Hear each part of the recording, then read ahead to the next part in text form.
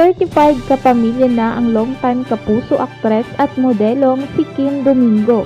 Kinumpirma ito ng All-Star Magic sa kanyang ex dating Twitter ang paglipat ng magandang aktres sa ABS-CBN matapos ang 7 taon bilang kapuso.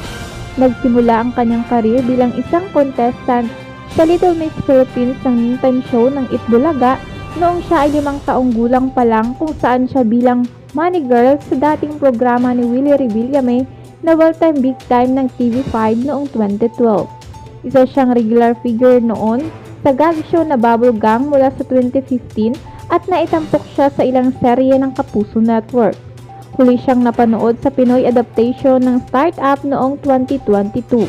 Naging remarkable rin ang kanyang pagganap sa pelikulang Monkey Pring Returns noong 2017 bilang leading lady ni Choi Siwon Navarro na si Alisa.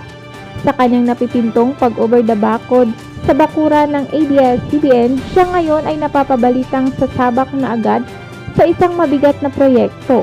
Mapapanood na ang aktres sa nangungunang teleserye ngayon na FG Batang Quiapo. Hindi pa man opisyal ang kanyang pagtapak sa paligid ng Kapamilya Network, wini-welcome na natin siya ng buong puso.